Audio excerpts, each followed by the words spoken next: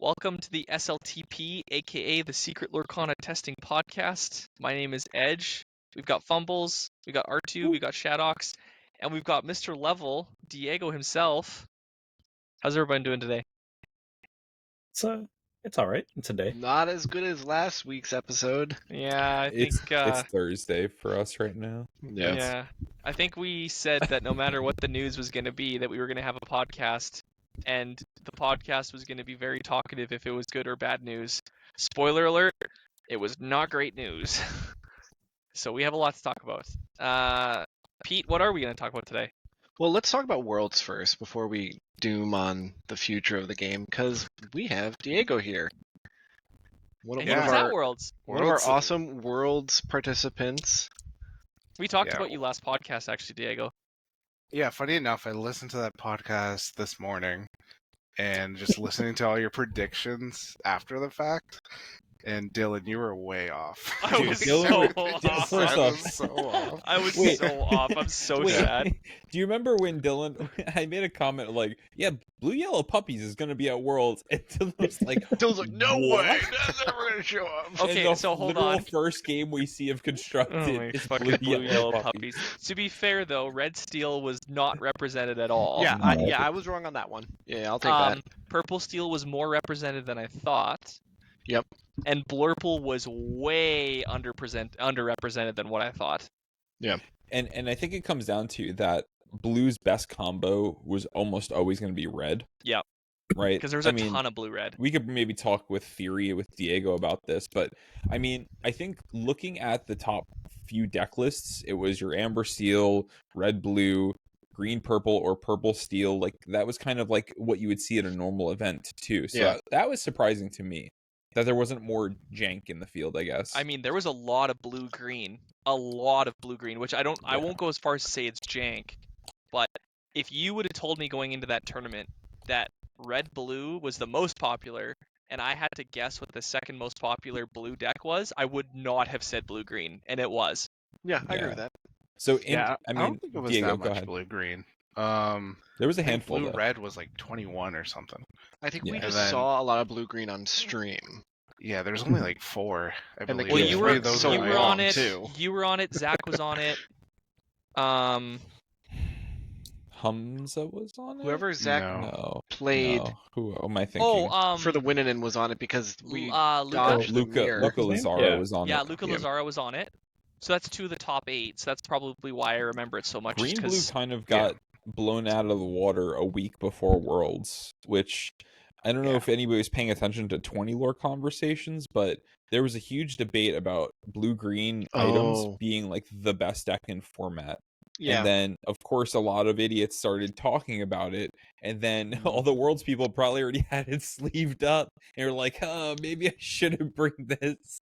But that was what? Because Squirtle was the player. Squirtle was playing it, and he was saying it will beat every deck in the format, and then there was a matchup between him and Luca. On like the Rhino, Amber Steel fast list. But if you could ban Steel. 6 and 3. I think Luca won 6 matches out of the 9. I don't know why they stopped at 9. I thought they were going to play 10. But... No reason to play the 10th. I think. Best of is typically odd, right? That was the worst matchup too. So it wasn't even fair. Yeah. You were banning Steel, in your tournament, right? Yeah, Steel was like. Yeah, well, Diego, why don't you tell us what was your lineup? Okay. Yeah, so my lineup was red, yellow, hyper aggro. Revolved around Pluto. Just play Pluto. Turn 2, tap it, play Lady and the Prince, and then what are you gonna do? Just turn everything sideways. Yeah, that's pretty crazy. Yeah. Yeah. I know. Yeah, there was a couple other people in red, yellow, and we all had our little twist to it. And I think Pluto was cracked, but also Zach had LeFou in there. LeFou, I probably should have included that in mine. Did you have Gloyd in yours? No Gloyd. Oof, I had Dave's blue pissed. and blue and Goofy. No red symbol. I probably should have had some more aggressive stuff, but it still got me there. I think I only lost Okay, one. Intex has more of it now. Okay. You're gonna share it. So then I also was playing green blue bend, So this deck, I was not gonna play initially. So I was gonna play green-blue items, and green-blue items, like you said, everybody's eyes were on it. So I'm like, oh man, it's already ruined. Like people are gonna go after items. It's gonna be hard countered. So I pivoted a little because I played with the guy that created this list, Mhm. kind of like this version. He got top 8 at CCS 2K, and I played blue items into this, and he kicked my ass. So I was like, okay, let's go the next level. If people are gonna bring blue items, let's kind of counter that and bring this instead. But this ended up being my weakest deck.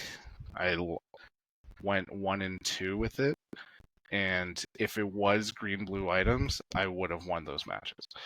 So, little bit of a regret there. And Were I you had more hedging reps. that more people would bring green-blue items, I guess?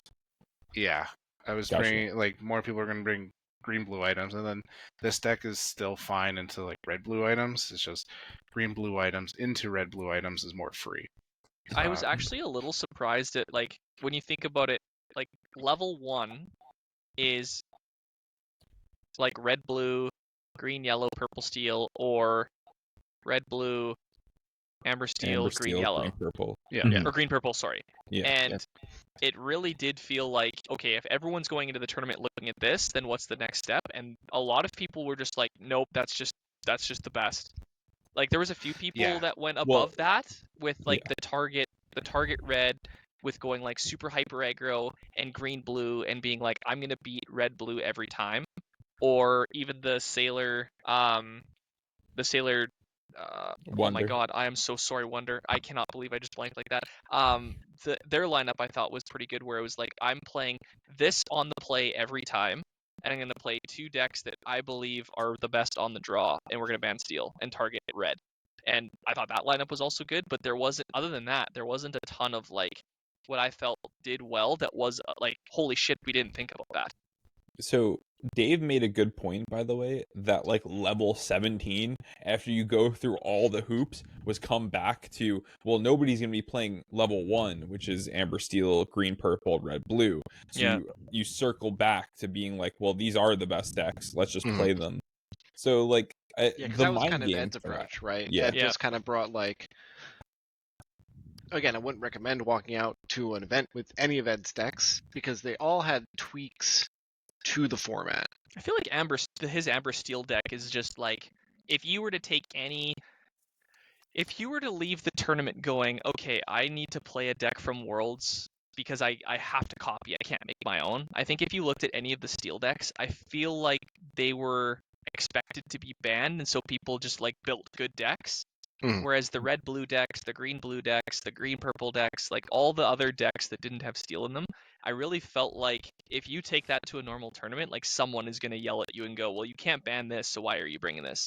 Whereas I would feel comfortable taking the amber steel or green steel lists that I saw. This deck owns, by the way. I absolutely love that you made this. You also showed this off like an idiot right before Worlds, and then still brought it, which is so gangster. I love it so much. I didn't actually realize you actually did take this. Was this the number 1 deck ban against you?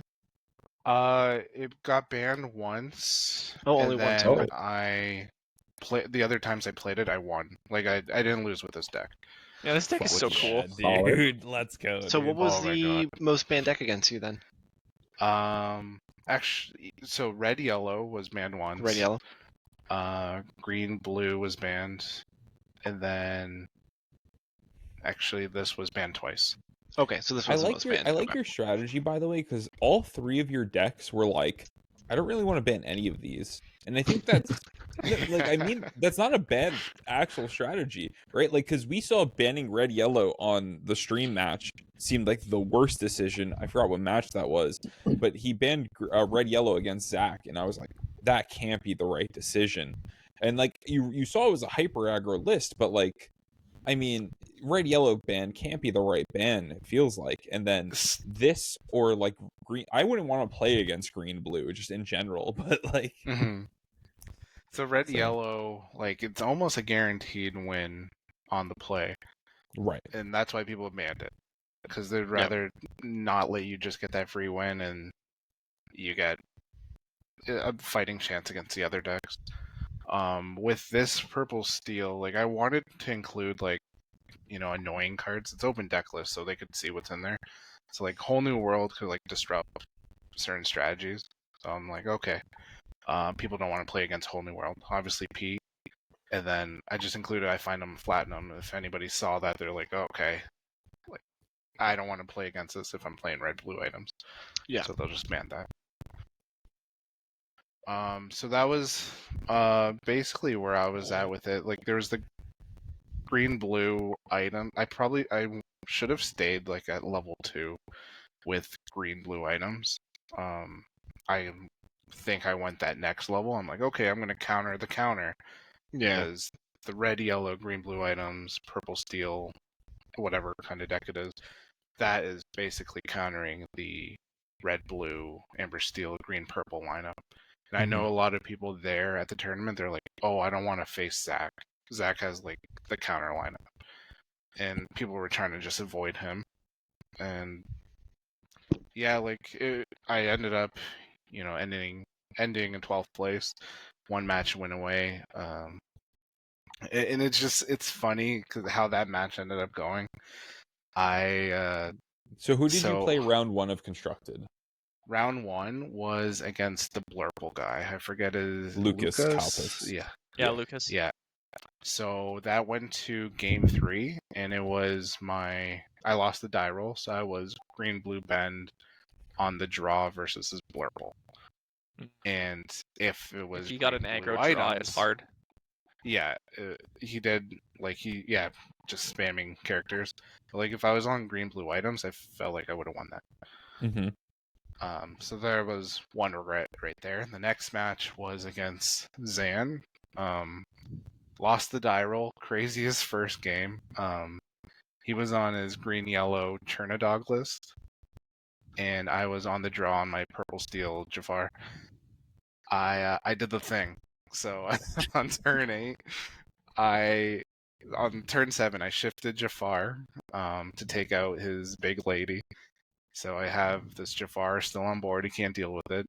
Go into turn 8. I have 2 cards in hand.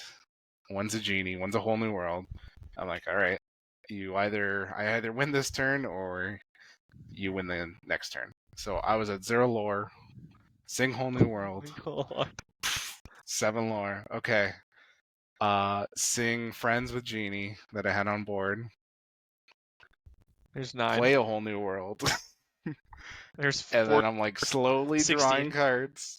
Desperate plan for another whatever. Oh 6. my god. So did you ever regret having the 2 desperate plans? Or just because of Jafar, you just like, no, that card is just like, it's just, even if you don't get the like hot hand of, like, I'm just going to draw with an empty hand, you just like keep going, and exactly like you said, Well, you don't wheel need into Desperate it. Plan to be empty. Desperate Plan fun thing draws Desperate you Plan, how much you discard. I go read Desperate Plan again for all the listeners out there. That card has a second row of text that nobody pays attention to.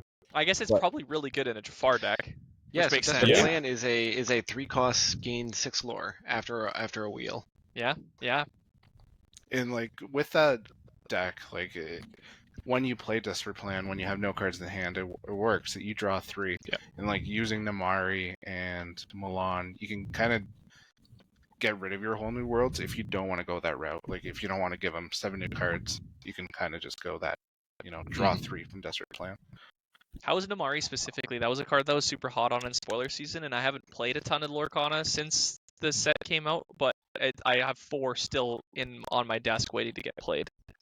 Yeah, she's great. Like against red blue, they can't really deal with it through the whole coil CC route, so it lives a lot, and then it can just take out anything. It's a house, and then it just filters your hand. Yeah. Yeah, it's a card that's super high on post rotation for sure. Yeah. So I beat Zan on that first game, and then like with the format, there's a lot of 2-0s, and the reason for that is because when you're going into the next game, if losing the first one, you want to play your worst deck on the play, so you have like a better chance of getting that worst deck through. Right. So that's why Yeah, there so ended up being a lot of can you 2-0s. talk about that? I didn't quite understand the timing of it. So I know that you both see open lists, and then there's a die roll for who goes first, and then you guys secretly pick a deck to ban, Yes. Yeah, right? it And goes then, in that so order. then what happens after a game ends? How is it? Do you both then secretly reveal what, like, because your opponent can, so say you win, your opponent can play one of two decks still. When do they announce that? They have to Or does that announce not it matter? right away. Right They'll away. tell you before the mulligan. Before Mulligan, okay. So So I guess if we walk through this, so you both sit down, you do the die roll, Mhm. then bans happen. Benching, just for Sorry, clarity. benching. Yeah, Sorry, benching, yeah. then benching happens. Then before you shuffle / mulligans, you reveal what you're playing. Secret, like you both secretly pick and then you reveal, Mhm. so you know before you Yeah. go to do mulligans. yes. Okay. So you'll always know, and then you look at the opponent's deck list at the very beginning. All three of them in at the same time. Yep. Yeah, Yeah. in between rounds, you can't look at their deck list. Okay. Interesting. So yeah, after I beat Zan on the draw there for the second game, he chose his worst deck into my red yellow, and then red yellow on the draw. I think he was on green, red, blue, like sharks. Mhm. And yeah, that deck is just nuts. You just get there. Mhm. So after that one, I then faced Sean, Panda Omega, fellow SLTC, and me and him were actually playtesting, so I was like very familiar with his lists and knew what to expect. And pretty much when we tested, like it came down to the die roll.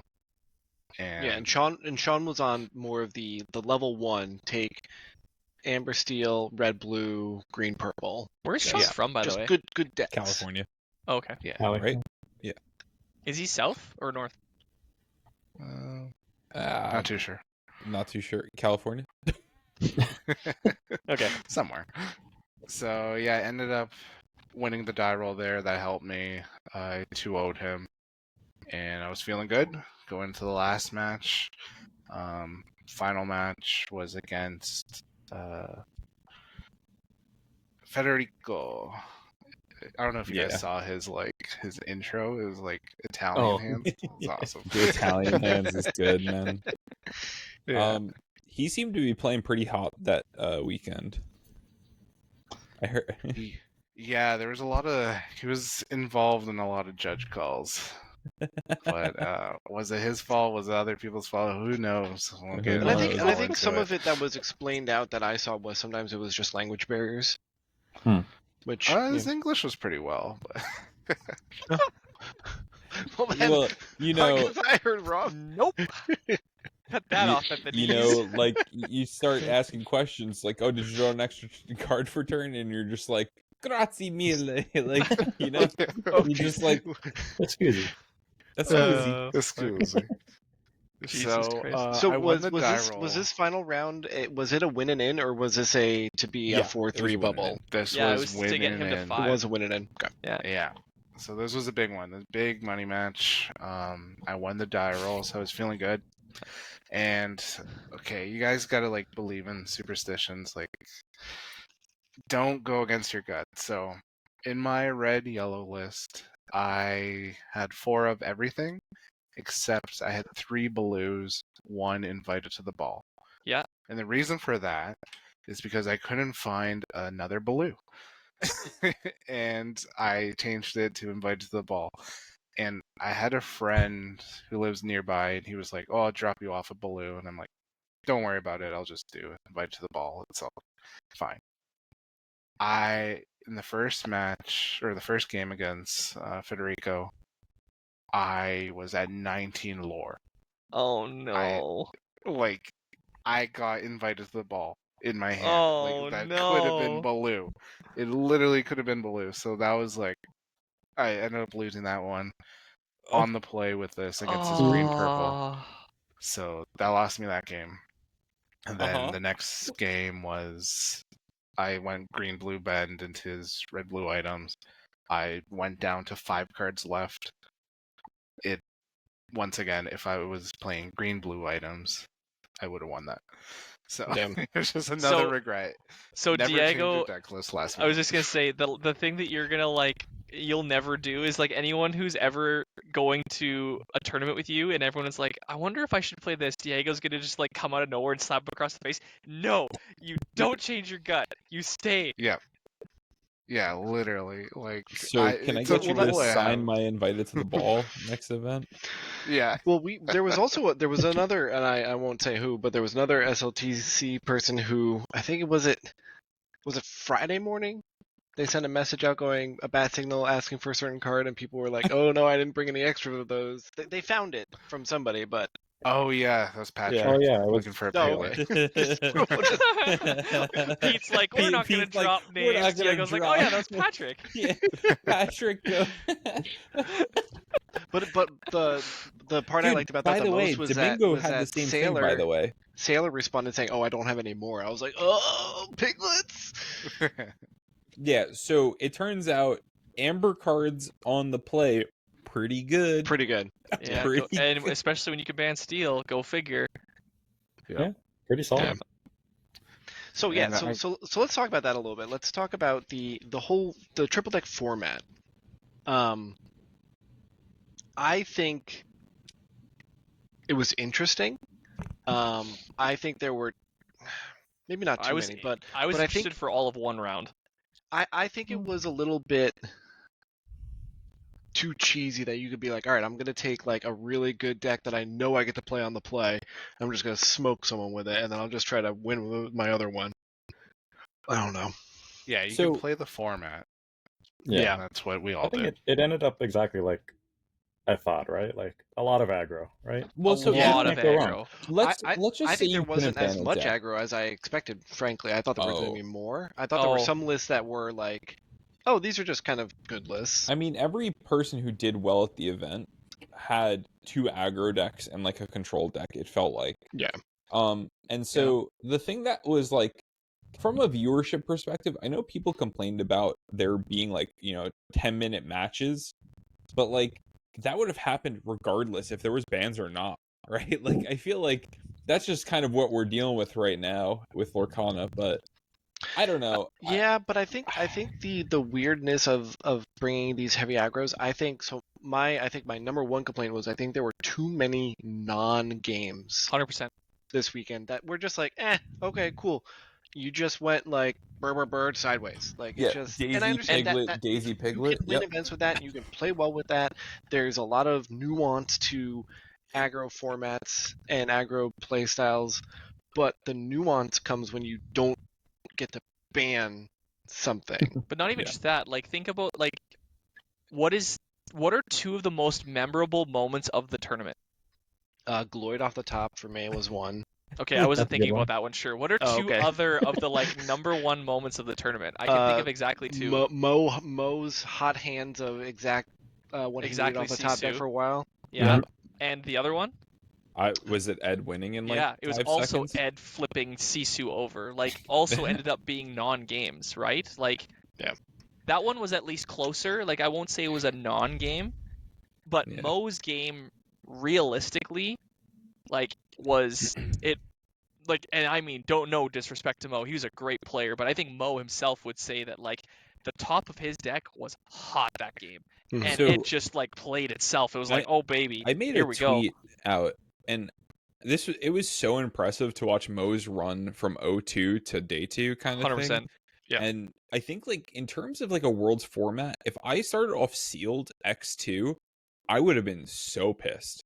Like in terms of probably still was. We talked about Wep. Like Wep mentioned how he might have had like the worst sealed pool. But like, we all looked at like the idea of how super sealed could truly shape your entire day.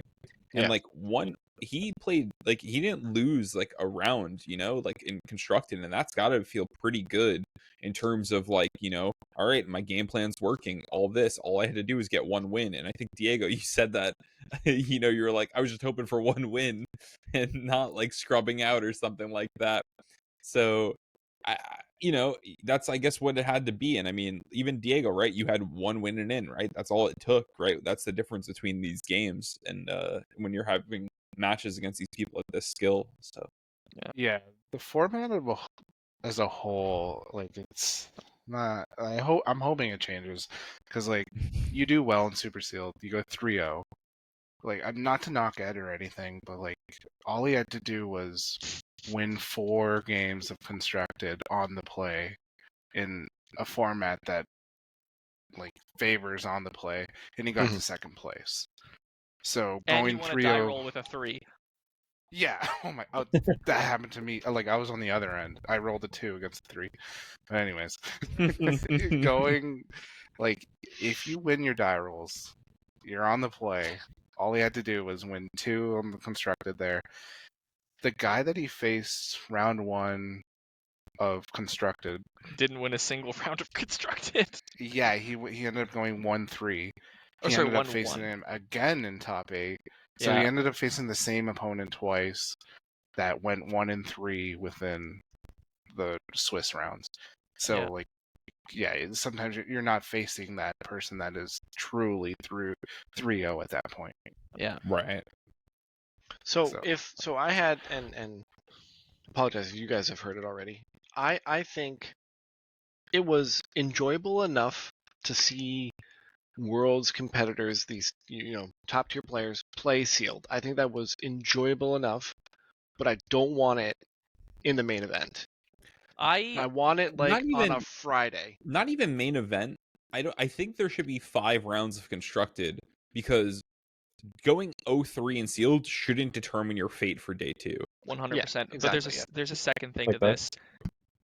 Sealed shouldn't exist. Like it should exist, but not in a Worlds format. Like there's a reason. Or be better. Or be better, but that's fine. But what I would be doing is fixing draft.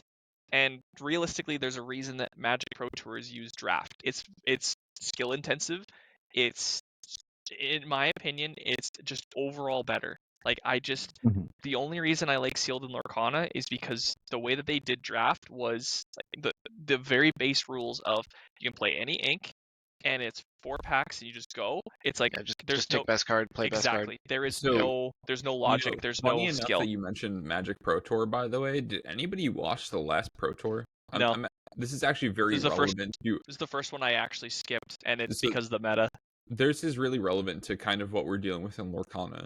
So the Magic Pro Tour top 8 was entirely of red decks, half of which were mono red aggro, and the other half was Is It Prowess, which is basically red aggro with blue cards. Not even just that. The way that the bracket ended up, it was all 4 on one side and all 4 on the other. So it was mirrors until the final, and then it was mono red versus Is It Prowess. So Spoiler alert: mono red is very good against Is It Prowess. So, my point continues because it was a lot of non-games, right? I mean, the main event ended or the final round ended in 15 minutes because of how quick the games were.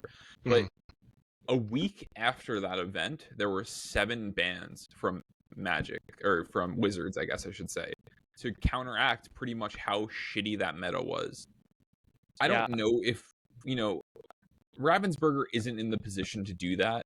And they took quite long with a Flaversham ban, who is now unbanned for Infinity. We'll get there. But, just in general, the fact of how many non-games happened is concerning, and hopefully rotation fixes that. But, I mean, we all know that there's still some of these problem cards that exist after. So the only way rotation is fixing it is if there's actually decent removal in that set. And there's, A, you have to print new removal that's actually good. Or B, you're going to have to reprint Storm or Strength. Unironically. Or Zeus. For me to stop playing. If you don't put removal that at least is a little bit of a power level down, the choice between having that removal and not having any removal, I will take the songs any day. because otherwise you are getting the meta that we saw at Worlds. Because Steel's not going to be banned, but Steel's going to be a lot worse in not holding the aggro decks down because it doesn't have the removal to do so. Maybe. Yeah, I think we can have a segment on that later, and Yeah, we can. to kind of see what we think will kind of come back from each color, sort of thing. Yeah. But yeah, anything else about Worlds? Yeah. Well, how we did talked you about- enjoy Super Sealed, Diego? How did I feel about my deck? Yeah, how did you enjoy your deck? So I opened. I'll tell you what cards I opened. And I felt pretty good. Genie, 2/4 Oh, okay. evasive. I had a Doc in there. Oh, I had a That's 2 colors. Gontu. Yeah. I had did Magicka you do Dispel. purple, steel, green? I did that was like purple, steel, green. Yeah. Yeah, that's Okay. what I feel like that was the Classic. majority. Yeah, of that's what what most people are did. doing. I think 100% of World competitors had 2 of purple, steel, or green in their deck. Yeah. And then And through- of course Bibbin showed up with the one like amber, like you know what I mean. But he was like, it was like 3 amber cards, and then purple Yeah. steel was the rest of it. Through Yeah. testing, like every single time, it was almost auto pick just purple, steel, and then either choose ruby or emerald. Yeah. Or depending Whatever on else what you you got. got. Yeah, just depending on the pool. Was Yeah. anyone Yeah. on blue? Did anyone at Uh, Worlds play blue? I know Wep didn't play purple. I didn't have the heart to ask him what he wound up playing. How bad was your pool that you couldn't play purple? Yeah. Well, he made a comment saying, "Imagine playing purple cards in Super Sealed or something like that." And I don't know how bad that was, and I didn't have the heart to ask him. But Yeah, like there's some bold strategies you could do. Like just depends on what's in your pool. Like who I lost to in sealed, he was running red, green, purple, and he was just like heavy evasives, and that's what got me. and were you But- on the draw? I was on the draw, yeah. Yeah. And yeah, that's just how it is. Like he had like fidget, and at that time I had no evasive answer. So Fidget pretty that just good, gave- limited. Yep. Yeah. Deal So with it's just that- flyers. Yep. Yeah. But then on my game 3, I was against Hamza, which team kill. Oh, the funny story about Hamza. I'm not. So. Oh, wait. They gave Before you us- go, hold on. Sorry. Yeah. Real quick. How many cards total was in Hamza's lineup? I never I was just found about out. to check that right now. Yeah. On his sealed lineup, it was 50. No. Oh no. Wait, sorry. In his 3 deck, right? In his 3 deck, I think he would have had 66 in his red blue, and then the others, I don't even know, probably like Is Hamza 64. Oberon? Yes. Yeah. Oberon, yeah. So it was funny too. Before last pod, Luke came in and he was like chatting with us from his hotel room, and he's like, "Oh, you know," we were like trying to dig into him. We were like, "Any spoilers you could give us?" And he's like, "Well, me and Pierre are on the same 181 cards," and then we were just click. like, "What? You're above 60?" Like it was Anyway. crazy. Diego, I didn't mean to cut you off, but I. Yeah. A lot of people. A lot were. of people were over 60. It's funny. Okay, so about Hamza. So when we were given our card pools, they were just like in an empty booster box, Right. and it was in like a Ziploc bag, all sorted by sets. So it went like set 5, 6, 7, 8, just like one brick of cards. Hamza, I don't know how this even happened, but he took out sets 5, 6, 7 from the bag, put the bag aside, and had set 8 cards still in the bag just to the side, and it was probably on the floor. He didn't even notice. So he's building his deck. Hour goes by, and he's like, "Where are my set 8 cards?" He just finally notices, and he did not include set 8 in his pool. And by the time, like, it was almost, like 5 minutes left or whatever it was, and he wasn't allowed to put in cards, like, because it just would have been over the time. So he went into Super Sealed with 5, 6, 7, and then on game 2 you could sideboard. So he sideboarded like 18 cards. Oh my Second. god! because he had to add set 8. And yeah, so when I was against them, I was on the draw, but I knew what his pool was like. So I won that first game. It was such a disadvantage. Oh my god, that's so sad. He sideboards 18 cards. He's on the play. He beats me on that one. But then on game 3, I had a nuts opening on the play. It was just like Fred, a 2-quester, John Silver to not challenge my stuff, Genie, Magic of the Spell. That was pretty much Jesus. Ooh, yeah. That was really did good. you guys hear what That's Ed so did with his funny. Super Seal? What? So he thought he was, and I'm quoting him here, gigabrained, and played a bunch of like 1-cost uninkable like pingers. Played like 1 or 2 games with them and went, yo, these cards are shit. And so he played every game 1 with them and then immediately sideboarded them out. Yeah. Oh. Those cards are not good. Kakamora 1-cost uninkable is He thought Oh, it was so Wait, funny because he we was like, saw a dump truck on the first game of, or what was it? When did he play? Right, it was pretty early on. yeah, in it was Worlds. early. He was But, the first match, yeah. It was the first match. He Yeah, him and- Mulan discarded Oh, the no, dump no, truck. that no, it was the second Zan match. It versus was Frank. Second. Zan and First Frank match. was first one. Yeah, Yeah, sorry. so second, and we were like, dump trucks at Worlds, let's go. The dumping. Dave was having a fucking heyday. Yeah, so the Super Sealed format is weird because, like, you could have a cracked pool, and then it just depends on who your round 1 opponent is. They could have, like, a broken pool, too, and maybe you lose that. Well, that That's- Lucas you shouldn't had have. Shark, Genie, he had the 5-cost yeah. green Elsa, or not Elsa, Rapunzel. Rapunzel. Yeah. Like Yeah. he just had like kind of every card you would want, and I was like, damn, Yeah. who'd he pay for that? Yeah, honestly.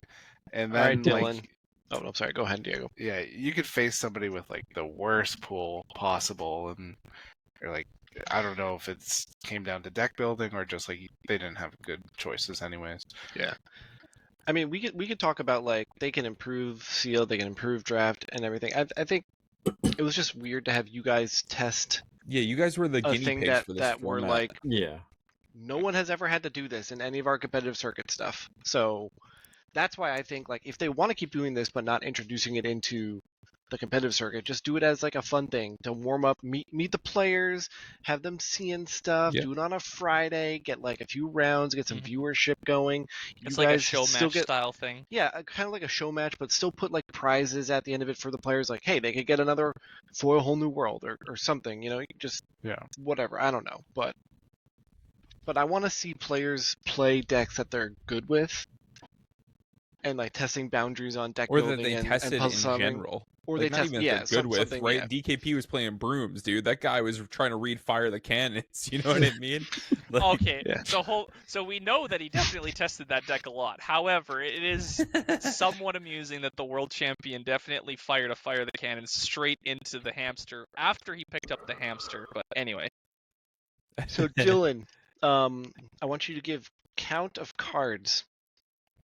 All right, Hamza's Amber, Steel, Lady, Rhino deck. How many cards? 64. 60. Okay, Oh. His Ruby Sapphire this items. is cheating. 66. list. What do you mean cheating? 'Cause Diego Diego said said it. 66. Oh. And then last one, we got a Amethyst, Emerald, Tempo? Yeah, 60, Tempo. 62. 64. Okay. Oh. Which I get that, sometimes it's hard to fit all the good cards in. good Hamza, not why cards. did you play 60 and your Amber Steel? You have Coward. like a reputation to What a hold. coward. Absolutely Only playing 60. ridiculous. Diego, can you tell him Because he that knew for it'd be me? banned. That's why. You knew me Yeah, banned. Yeah, for he not would putting want to effort. sleeve up cards that would be banned. Giga Brain, dude. That man yeah, should get a I Sting enjoyed- sponsorship alone. I enjoyed watching Worlds. I enjoyed day 2 more than day 1. 100%. I did as well. I was so much more stressed day 1, like watching people have win-ins for like the rest of the day after sealed, Mhm. or like Yeah. or not win-ins, but like win in your tournament continues. Yeah. Like I think the entire format, and I don't know, I wasn't there, but I'd be pretty stressed playing, for a whole new world plus Mickey match. Like that's, Yeah. I mean, you're talking That's a about lot of money. a lot of money, and then not to mention you started off X2 because of sealed. Like I'd be like on tilt the rest of the day. Like literally every game that you play is like a $20,000 money match. Like absolutely absurd. We don't have to talk about numbers here. We're not talking. What's up, Diego? How we feel? Oh yeah, Sorry, buddy. Don't change your Ice balloon Palace. last minute. So we were thinking. So after Worlds has now concluded, they also had announcements, kind of, for the rest of us, the people who weren't at Worlds. Us plebs. So, in terms of announcements, they announced 3 DLCs for EU, 3 DLCs for NA, and then kind of announced over the rest of the day some other events happening around the world for China, Japan, Brazil, and Australia, I believe. So it was 3 in And Australia China. as well. Was it 3 in China, 3 in Japan, 3 in Southeast Asia, or 2 in Southeast Asia? No, I think it was 2 in Japan. It was 2 Japan and then 1 SEA. Okay. So we don't know exactly where in Southeast Asia it would be, but they just labeled it as SEA. So there's a few countries it could be, but we don't know. No, there's a specific. 16th somewhere because there's 3 NA, 3 Yep. EU is 6, 2 3 Brazil, China is 9, 2 Brazil is 11. 2 Australia, I believe. It's not 2 Australia. The one's a qualifier, Gotcha. or unless they were counting that, so that takes us to 12. 2 in Japan is 14. 1 in SEA is 15. There's 1 missing somewhere, and I don't know where it was. Is there 1 or 2 in SEA? I thought That's it what was... I was No, trying to think. I think it's 2 in 1. SEA. I believe It's 1. either 3 Japan, 1 SEA, or 2 Japan, 2 SEA. The point is, though, Yep. that we 3 had NA. NA had 6, EU had 5 in the first year, and now we have 6 combined. half. And if you want to look at it even a different way, Do you have the map? the third, well, I was just going to say the Infinity format ones, NA and EU, our number 3 DLC are Infinity format. Well, not even just that. In the year of 2025, here are the competitive Lorcana tournaments. In the entire year that is 2025, are you ready? Continentals for only NA, by the way, in January. Right, because EU was at the end of this, it was in December. Then Worlds in June. Big gap. Then Milwaukee / I don't even remember where EU's is first. Is it Ghent? No, No. Bologna. Bologna? It's Bologna. Bologna? The first one, right? So sorry, 4 total events, but 3 in NA, 1 in EU, in all of 2025. Does China not get their first one this year? Maybe they do. I'm just thinking for like it just in the says West. September. in the West, like the East got because the in East the West, got okay, a bunch sure, of sure. events this year, right? Because they had their time Grand walking. Prix, and then they had the China events. What were they called? Not they weren't called Grand Prix, right? No, I remember. Nope, they're called Grand Prix. They Oh, were weren't Grand they? In Prix. China as well. Okay. Yeah.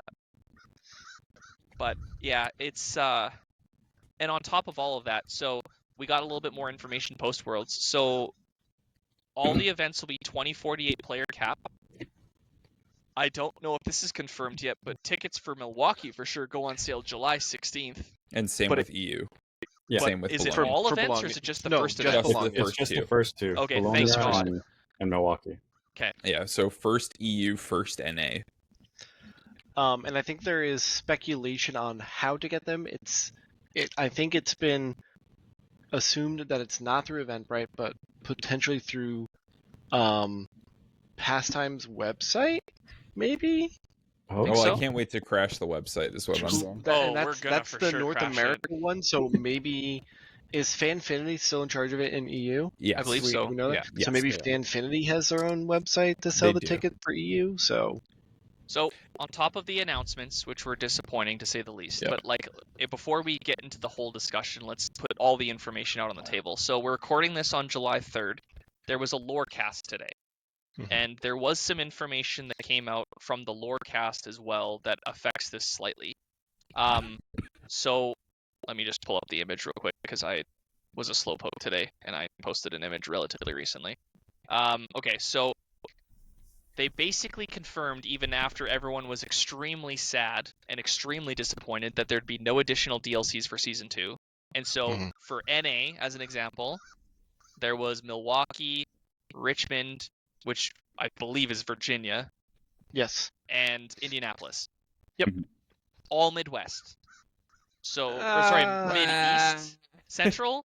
East. Well, let's just say They are on East. the eastern side of the United States. Right. Yeah. Like, if there's a map, there's like a little triangle around Chicago. I would say two of them are Midwest, one of them is East Yes. Coast. Okay, Yeah, sure. why is it even called the Midwest? You know, it's like on the east know. side. But anyway, Guys, Because when the we don't have explorers started going geography west, time. they were like, "Ah, we're about Midwest, right?" And then they realized that there's It just more kept to going. go, and they just I don't know. So, there's none in Canada, NA education. and there's none on the West Coast. Correct.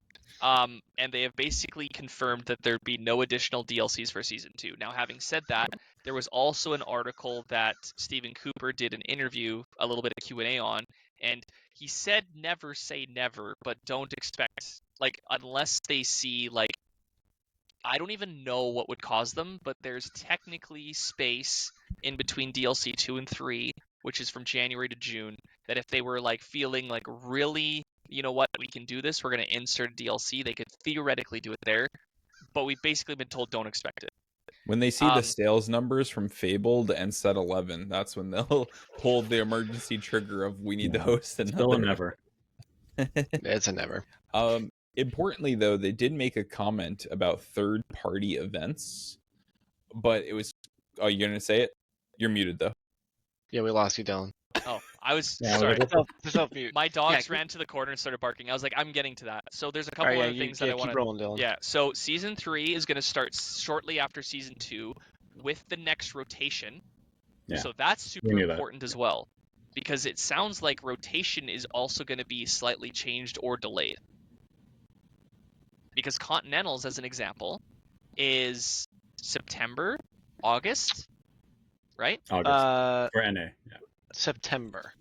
Right. I so think it's September for both, Josh. I've seen we saw end of August. on the but- slide said August, but the updated the one. website said September for Yeah. both. So there's a chance that Worlds is also on a different format than the season was because rotation happens and then anyway. So we'll talk about that a little bit later. There will be additional DLC events in 2026 as a part of Season 3.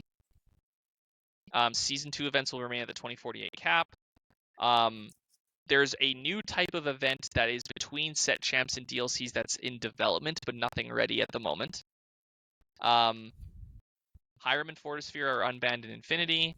They're aware now. that people want a judge program and an online client. And then the thing that we alluded to, third-party events are going to be given support.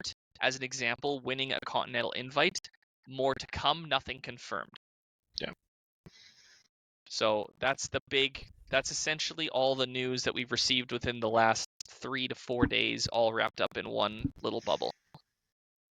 So I want to. go ahead. yeah, go ahead. Go ahead. No, no. Pete. You could start us off. So I want to tackle the first bit of just having and mostly focus in the West.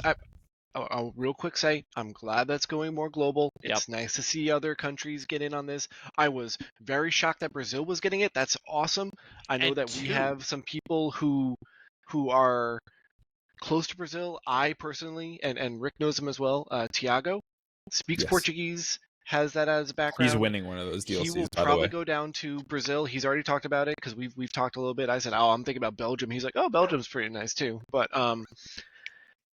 it is disappointing to get less in terms of it was hard enough to watch a bunch of competitive players be unable to go to 6 DLCs that we had due to timing, life, or unable to get a ticket. Because the tickets, they went fast. Atlanta was incredibly fast. I think Texas Fort Worth was the only one that took about 3 weeks to fill. Every other event was probably a 24-hour period. Well, Toronto didn't have a 2048 cap, right? It was only 1024. Yeah, Toronto Correct, was the and small one. Chicago as well. Yeah. But still, like, I don't know how that changes with just 3 of them. Like, I'm nervous about trying to get a ticket. I'm 100%. Okay, well, so So- not even that. Let's say you miss getting a ticket. All right, we'll see you next year because the next Literally. event's in January. There is a and so chance- you have yeah. a Exactly what it 4-month is. period off. There's a chance that you didn't. So, Pete, you didn't come to LCQ, correct? Correct, I did not. Okay, so I'm gonna isolate to you for a second here. So you didn't go to Continentals. You watched Worlds. If you don't get a ticket from the last time that you could have competed to now, like the next opportunity will be January of next year. All of 2025, there would have been no tournaments for you. And he's gone. That's it. Like, Yeah, it's unless you go travel to EU It- and get a ticket there, which are also going to sell it super Right. quickly. it is. The other wrinkle of it is the close proximity that the North American ones have. Yeah. I know as myself, I live in New Hampshire. I was probably gonna have to fly to any of them anyways because, like Toronto was the closest one last time, and I couldn't go because I was having a baby. But like I flew to Chicago, I flew to Seattle. A lot of the West Coast is gonna have to fly, but like people go, yeah, well they had to fly to other ones. Well, I think some West Coasters probably drove to Seattle, and some West Coasters probably were able to drive to Vegas. Yep. And now that's just taken away. Well, and not even just that. Like, there's 3 people in this call who we don't have a DLC in our country. And by the way, it's quite a large size of the Lorcana community. And then not even like, let's take one further step back. You might not even be able to enter the country to enter these events. Like that's like a different thing. It's Like that. there's a non-zero possibility that we can't come at some point. Yeah. Yeah. Like, Well, not even that. Let's say you just legally cannot enter the country. Like somebody has a record of some kind, you know? Like I'm Yeah, just saying, like yeah. we're just talking hypotheticals here, but like there's people who can't enter Canada. Like Yeah. you know what I mean? Like so I am assuming it's probably the other way around. At the end of the day, it's difficult to travel to these events, right? Whether you are driving or flying, there is still a lot of effort that a lot of people put into going to these events. A Yep. lot of people are happy that there's probably time now. Like I could take off time now for Milwaukee, but until I have a ticket, there's no real reason to do that. Yeah, like if Yeah. you lived in a work situation where you're like, okay, I earn 1 PTO day a month or whatever. So now I'm like, okay, cool, I could take off a 4-day weekend every 3 what's months. the difference between these? 4 months, 5 months in between them? Sure. But again, there's still that hurdle of getting a ticket Yeah. that not everybody's gonna get, and there's less of them. And I would argue there's even less than 3, because I think those first 2 are gonna be incredibly swarmed, because I don't know, I mean, is anyone here in this call planning on going to Indianapolis? I'm not. As somebody preparing currently for an Infinity event in August, Sure. I mean, I'm down to sleeve up Flaversham for an event. You know what I'm saying? Like, I mean, at least I'm there's going. four So I'm good. gonna go to sets. Ink and I will bring an Infinity one, but I'm not gonna. I'm not can excited I, though. Can I Infinity tangent for a second? Go- Oh please, let's rant, dude. Let's Scrooge it up. Why did they give NA and EU an Infinity formatted DLC? Gotta promote the new China format. has 3 DLCs and they don't have one. I don't think they realize Are they how gonna shit of a guinea pig format us to- Infinity Wait, What- is. they, what they are they- don't have one? Was that confirmed? Not China. I mean, the slide did not show it. Oh, yeah. because They- the only they thing I did- know they said was like every third, right? So Yeah, I they assumed did it say- applied they- to them. Third in the framework of the North American and EU. Ooh, so we're built different. Because remember they're having qualifiers too. Like, and some of these are still following their green pre-struct. Honestly, it's just a fucking That's true. mess, man. So my question is, why make us in the West have to do that? If not, there better be something Infinity related at Continentals or Worlds. But Oh, not I'm even sure just there will be. Otherwise, It has we're to be. just doing something for fun. I But don't not even know. just that. Like, if you think about it, so on the topic of there's one DLC in 2025, it's Milwaukee, right? So Milwaukee is going to be a banger, by the way, because it's Banger post in terms of rotation. format. Yeah, like it's post rotation. brand new format. I wish it was slightly earlier so that way but there's a chance that there's some spice that comes out of that tournament. Super cool. People are going to hide stuff. Neat. Then you get to Richmond, January. Okay, that'll be set 9 and 10, probably not 11. It'll be 10, right? 5 to 10? If I were to guess. Mm. And then Wait, that 10's missing a DLC, right? Or is No, it 11? No, it's 11 okay. and 12 and probably 13 by the way. Technically 12 is part of a DLC, but it's Infinity format, right? Right, but like, hello? What are we doing? Have you guys I just want to take a quick little segue here. Have you guys looked at the possibility of making an Infinity deck right now? It's just the strong cards that are going to get rotated. No, because I'm right? probably just going to play Blue Steel Scrooge and just be happy again that I can play Fortitude and Popsicle in the same deck. I mean, there's not much to think about for Infinity currently because it's literally the same format, right? It's not even the same format. It's a more busted format because of the 2 cards that were banned. But if you think of it too, there's no shot they reprint cards that are as strong as Stormray John, Cindy, Flaversham. There's no way there's going to be cards in set 9 that are going to be stronger. I have to imagine that set 10 follows that same trend in that they're not going to print these absurdly broken cards again. Because, of course, Ravensburger has learned their lesson, right? So these iconics, they got to sell. So, Josh, this on the screen real quick. This is why I don't think China has one. Yeah, I didn't see that little thing that says North America and Europe at the top. That's the only reason. I could be wrong. This could just be that's how they made it. Mm-hmm. But I'm pretty sure. I think it's on here too. So forgive me for just scrolling through everything. Mm-hmm. We could show these 2 screenshots though. Yeah, but here is. Okay. Yeah, it doesn't say. It does say anything. number 3, but it doesn't. This is the only thing Okay, we got about Can you China. keep scrolling? So that's the 369. Okay, so 2 in China, so 2 in Japan, so that's 11. Yep. I only count one of these because that's not the one's a challenge qualifier. Yeah, challenge so that's qualifier. 12. 2 in Brazil is 13, 14. Yeah. And then SEA didn't really say. We'll be getting events, but nothing has been confirmed. Can you scroll down? In the worlds, so they say first place per challenge. No, I understand. First place per challenge, first place championship, 5 total invites in SEA.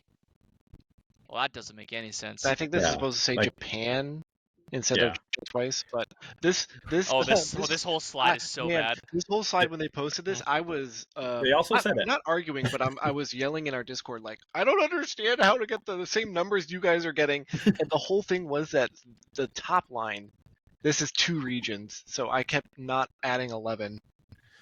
So Diego, does this get you excited for World Season 2? So I'm gonna throw a theory out there. What if we don't see a Worlds for Season 2, and we see one Worlds that combines Season 2 and Season 3?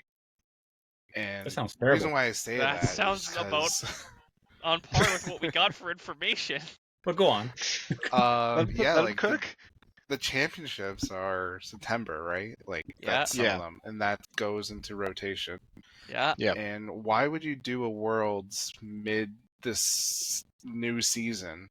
You kind of want to finish Worlds before starting your new season. Wait, Diego, is what you're saying is why would Ravensburger have a Worlds with a format that is not relevant to anybody except the Worlds competitors, and they've never played it before, and they're going to try it out for the first time? That can't happen. There's no way that would happen. No way. Yeah, but that's why I kind of made the joke Worlds might not even be 2026. It might be 2027. Oh fuck. Exactly. And it's possible. Well, luckily I'm never going to qualify, so I don't have to worry about it. But not with that attitude. Anyone want to find Riftbound's OP schedule? Can you throw up the promos, by the way?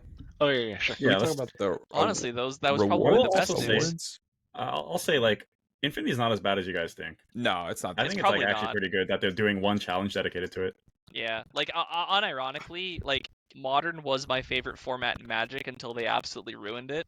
By the time they do challenge 3, there will have been at least 11 sets. 3 more sets worth of cards is gonna. I understand that there's the powerful cards. I get that. Hiram, Fortisphere back is holy moly. But they did say they're gonna have a new ban list for it.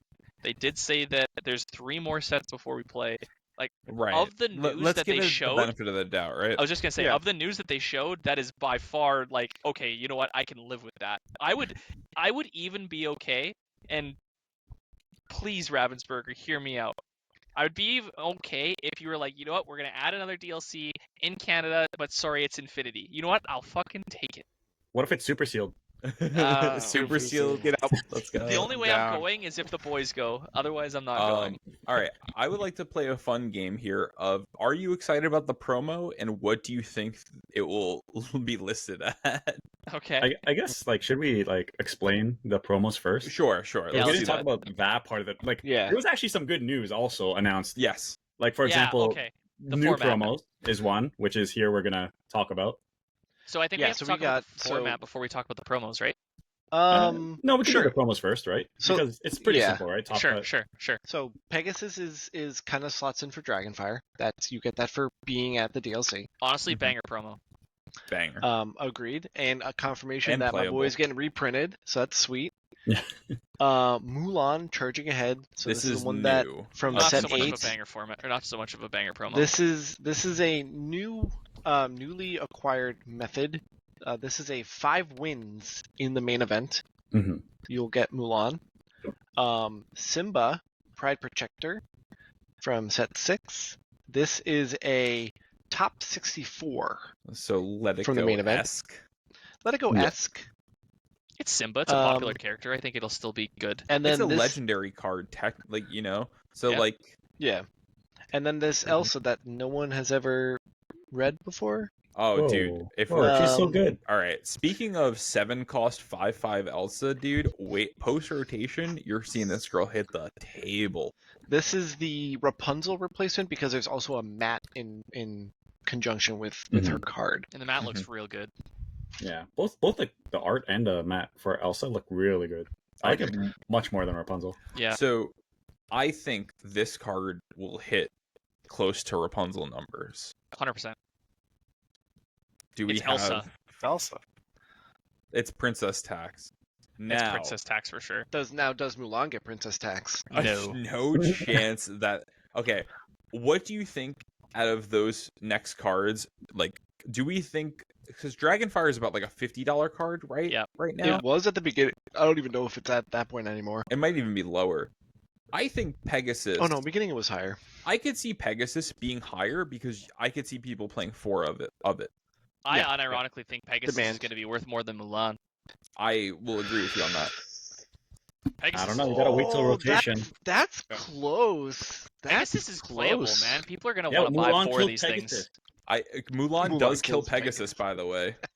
Evasive, reckless. Yeah, you know? but Josh, you got caught in the trap. Now you're playing Ruby Seal though. So, It's broken after rotation. I don't know I about you guys. unironically Yeah, think after- that Simba okay. is playable post-rotation, though, by the way. Yeah. The Oracle himself, Dave Solberg, mentioned that he was playing against this Mulan card. So this Mulan card says she's reckless. She could challenge evasive on her turn, on your turn, and can challenge ready characters, I believe. Yeah. So this Mulan entered, hit into a 2/4 genie, didn't kill it, of course, because it had to challenge it. And then he played the Bella Accomplished Mystic to take it out. But it the doesn't even next have turn. rush either. No. No, but it has to challenge. Yeah. It's funny because if it's like dry to turn, you're just gonna slam a shark, and then it just crashes into it. Oh my god, this card is so bad. The What Simba, fuck? though, I'm curious to see where it lands. I do think it could be an expensive card. We're only going to see 64 for the first, 3 months of DLC season. No. Or, well, minus. Yeah. Because, go ahead. No, top 64. I don't know if they're gonna prize out to Yeah, I don't know. We don't tying know. that or not. I would assume they are. I would Don't assume they're assume that. not, Yeah, actually. Fucking never assume that. That's what they did for the Let It Goes, though. Yeah, that's I what don't they did think for they're going that DLCs, route. Do you not want for to know what they didn't do Continental. it for? Oh, they didn't do that for Continentals. No, Oh, they fucking Something did not. Much different. Okay. Diego, That's a for higher Worlds, level if you competition. tied the record for top 8, you didn't get Yeah. anything, am I right? Yeah, Continentals is a higher Alright. level competition. We can't That's fair. reward these. All right, hold on. Let me see if These I who have. don't, get up. yeah, that here's playmat, so by the here's way. this. There's the I mat. hate you so much, If, Josh. if Oh, I, they- if sorry, I just were go up. lucky enough to get that playmat, by the way, Yeah, I'd the be important so thing is happy. Like, do you see this the wall top behind 4 me? pricings. This wall behind The me will uncut- be that uncut mat sheets, right yeah. behind me. I'd be so Uncut happy, sheets are man. really cool. I like that they're doing that. I think they did it at Worlds too, How right? the fuck do you fly home with those? No, uncut sheets they did at the Chinese and Japanese Chinese, events. yeah. Oh, okay. Was it just So Chinese? this is the first time it's coming, and It this was- is really cool. I How do think you that's fly good. home with those? Too. Yeah. So there is the enchanted cut sheet too as well. Wait, where? The top 2 full foil set, including No, enchanted that's- and epic. That's That's not like an that- uncut sheet. that's like the though. That's normal not an thing. uncut sheet. That's just in a No, it's binder. just Diego's normal. Diego's got one of those in his closet. I That's thought there all was there one. is. Oh well, perfect. Yeah, Even better. I mean, this is cool Please. stuff, man. I mean, how can you not like this, right? Well, I Like, think the coolest stuff. Pardon my scroll while we're going. Pardon the scroll. This is the cool stuff to Yeah. me. yeah, So this is the other exciting announcement for future challenges. Is Not even just 2 game future format challenges. This is And all events, right? Yeah, Because this Oh, yeah, all all events. events, Set, yep. set champs are now required to be best of 3. And set champs are also required to be in the play hub. So if you're looking for a set champ to play, go check out the play hub. all right, Um, you shill. Sell out. Wait, that's not true yet, is it? No, it is Yeah, true. no, it's It is true. it's true. They're That required was to be in announced the play also hub. on the Lorecast Oh, okay, today. nice. Yep, which tune into the Uh-huh. Lorecast, hit subscribe and follow. So there was, I don't remember who said it when, but there was a 2-game format might not be gone forever. So while it's now sunsetted. dead, maybe it's gonna come back for something. So Yeah. And for Worlds, we're BO2 format. Oh my God. but man, BO2. but Super No, sealed no. 2-game format. oh my gosh! But look at this. We got 12 rounds, Mhm. best of 3. That That's a excites lot of me Lorcana. So if to you no end. don't, if you're I not, am pumped. if you're not for that. tuned in to like watch the video, day 1 is 8 rounds of Swiss, best of 3. What we don't know is if anyone's available to come back for day 2. We haven't been confirmed that It yet. has been and confirmed. no, anybody could come back for day 2. Oh really? Okay, Yeah. cool. So And never you mind. could be X. They, Yeah, they I did- would- Five, they did five do and the 7, Lorecast. baby. I go Yeah. 4-4. I'm like, I want my 5th win. Yeah, Yeah. they said on the Lorecast, if you You're are X8. 0-8, you're free to play the next day, but there might be a better use of time. Yeah, They that's specifically said that. But 1 and 7 come Mhm. tomorrow. Yeah, I No, mean, so 1 then in 7, your EV would be better used for going to the side events for. so 8 sure. rounds of Swiss day 1, 4 rounds of Swiss day 2, cut to top 32 single elim, and only the grand finals is best of 5. I like that. Which I'll be. Hold on. In Holding. DLC's top 64, it was best of 5, was it not? Best of 3. It was best of 3? Yeah. Okay, never mind. I'm just dumb. Yeah, they didn't start doing best of 5s until finals of Continentals. That was the first time they Okay. explored doing that. Okay. And then also This is how long it's been, by the the way, that I forgot what making- top 64 was for DLCs. yeah, that's the scary part. Making the God damn. single elimination also gives you a Continentals invite, Yes, so top 32 or is championship top invite, cut whatever now. they're calling it. Yeah. So another thing too, I know we've been speculating about what record you would kind of need. How do you guys Mhm. feel about 10-2 being the bubble? 9-2 That's and crazy. 1. Bubble. That is crazy. 9-2-1 is going to be the real bubble. I think that's okay. So 10-2.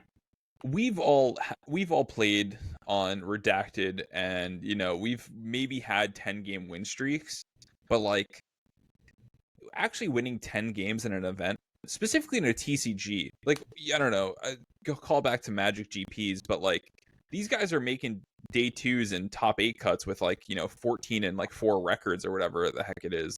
You Yeah, know? like That's- unironic. So like That's pretty tough, man. when you played Magic tournaments in the past, like you needed to be like even nationals, like as an example, right? Like you needed to be 6-3 or better to make day 2, and realistically to make top 8.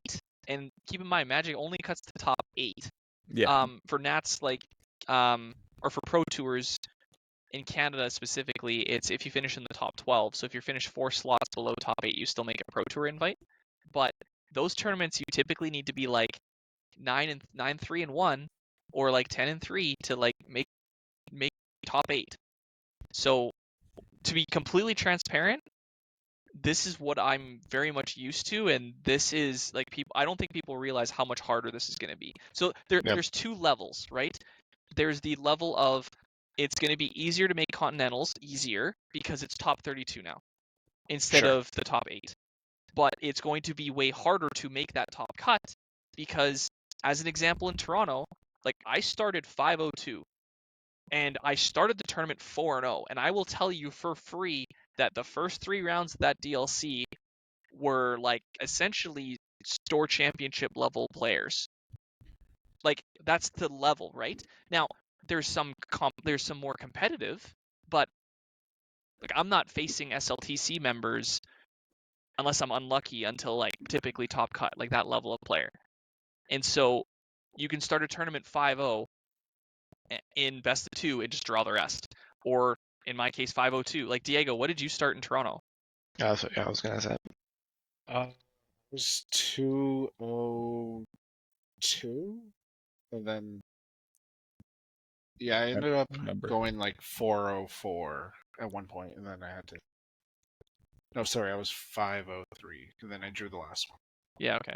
So like because my Chicago run, I started 401. Chicago was a 1K, and so it was a little bit easier to get in. But and that's what I did. I made it at 405. I drew the rest of the way because I got the round 6. I got paired into a buddy. That's crazy. Ben, and then I got paired into Drew, another TFM guy. So I drew those 2, and then the next 3 rounds, everybody I faced was like, "Hey, do you want to draw?" And I'm like, "Okay." Like I unironically, I'm pretty sure if you started 4-0 in Toronto, which I didn't do this, but you could have done this. I'm pretty sure if you just draw the rest, you could have gotten in. Granted, I was 55th, so like I was playing on the draw the rest of the day. So, but that's the other crazy part. That's the other crazy part is that at 504, I was 3rd in Toronto. 3rd? I was 3rd. I was 3rd after Damn, Swiss. if only there was some better luck your way. But anyway.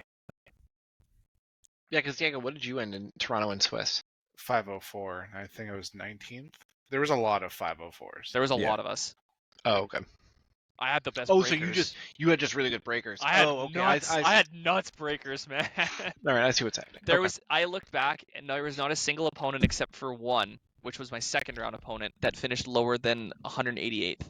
Everyone else was in the top 188 of that tournament.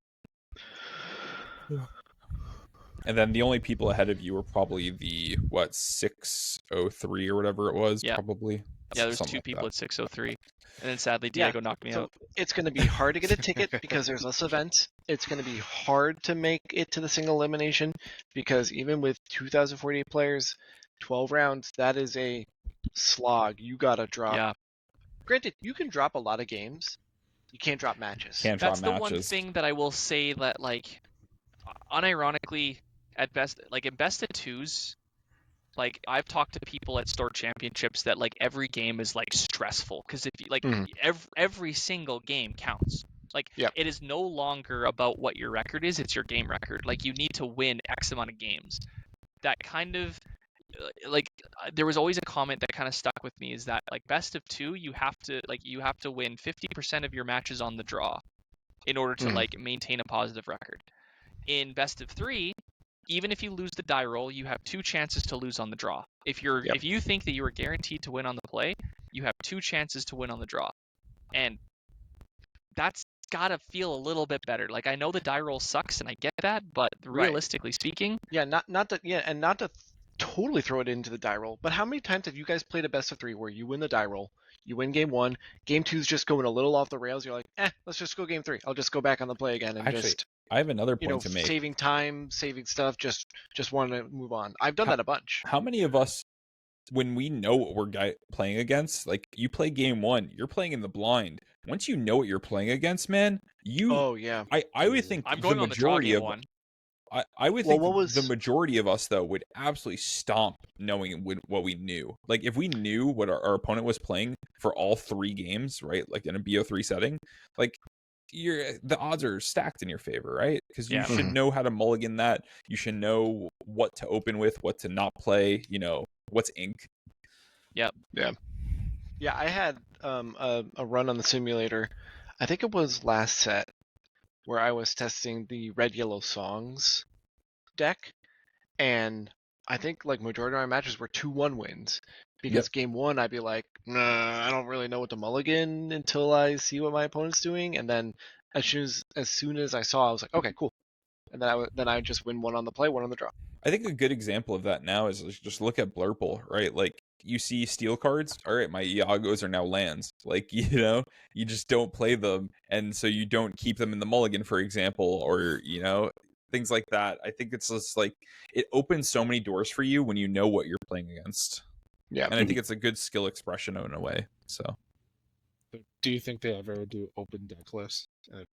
Just the whole tournament too? Would they? No, because it's Ravensburger.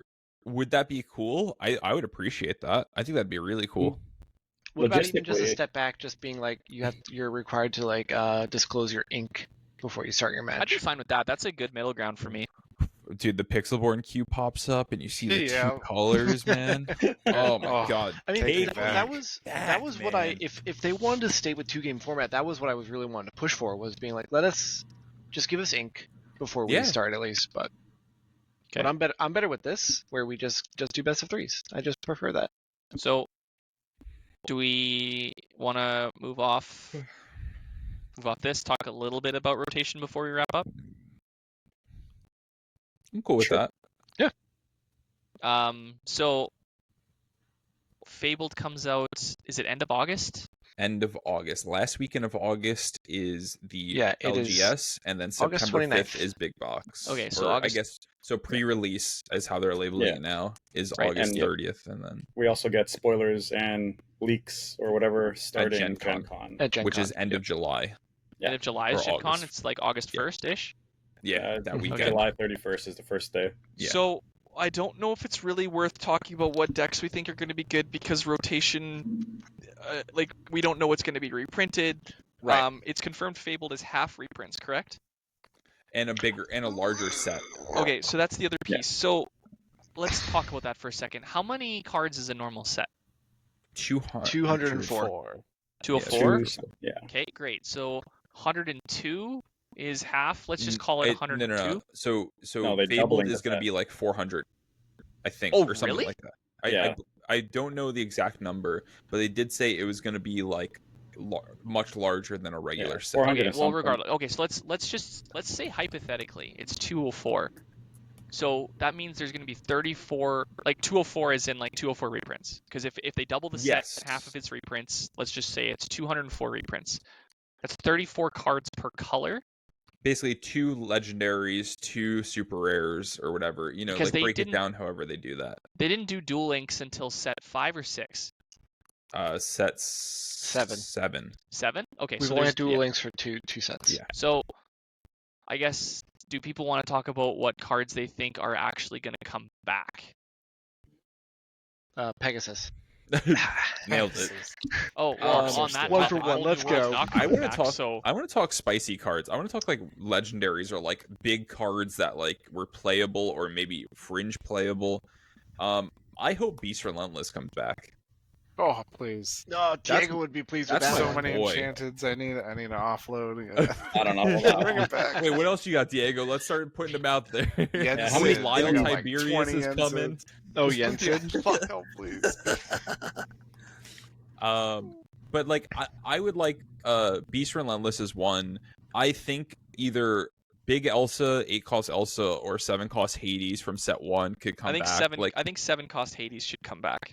Now, I think those are both fantastic cards. I think they're really well balanced. I think their cost is good. They're uninkable. I think that's a lot of great things, but we'll see. Realistically, we're gonna get, I don't know, Yensid's coming back, right? Like actually, is Yensid? Yeah, no, that's Ursula's return. I don't even mind if Yensid comes back. Dude, like, Diablo is back. Let the storm rage on. We didn't even really see Yensid get to play until Worlds this year. Like really? No, there was. I mean, Brooms has had a lot of good moments. A lot and good. It has had some moments. I will give you that. I mean, it technically won Worlds. Like we're being strict here. If we're losing Wheel, do we even want Shift to far back? Yeah. Well, we're guaranteed losing wheel, right? It's not No, like I know. if we're That's what I losing mean. wheel. It's like if we know we're losing wheel, do we even want Jafar? You just move Jafar over to green purple, and So, you do second yeah, star. have Which you now heard- that's gonna rotate back. Have you ever played blue purple Jafar wheel or not wheel, but blue purple Jafar No, was I a haven't yet. legitimate deck because I of that the was- didn't, land. I didn't love it because I the don't love items it got either. clunky for me. Sure. But I mean, people were winning with it. It was a positive win rate deck, probably. But yeah. Like So rotation is the best time for all that stuff, right? The fringe cards that never Yeah. got to see play Yeah. Now, come back. here is the issue with rotation. Have you guys looked at some of these purple cards? And then also 2-cost blue ramp is still there. Purple Yeah, is so- looking kind of sweet still. out of the gate, the archetypes that I can think of that are gonna probably be pretty good going into Fabled rotation, Blurple's in a very good spot. Yep. And there's a Blue chance it's even in an even Blue better Steel spot. Allies is in a potentially good spot. Yep. Um, Red, yellow. I think a red yellow something. The problem is red yellow's losing Rapunzel. That might be Well, I maybe. think there's a problem. Racers deck that really could give two shits about Rapunzel. I think actually Maybe. a fun thing. Look at red steel removal. I think red steel actually might have. If we don't get these steel songs reprinted, or singers for those steel songs, red steel has some pretty decent removal, and challenging ready characters might be much more relevant if there's Yeah. not removal. I have built a green purple list that I'm pretty happy with tempo wise. I tried building Chernadogs. That felt real bad without Chernabog or Rapunzel. Visions was set 5. Set 5, so it is legal. You could theoretically still play blue-red shark.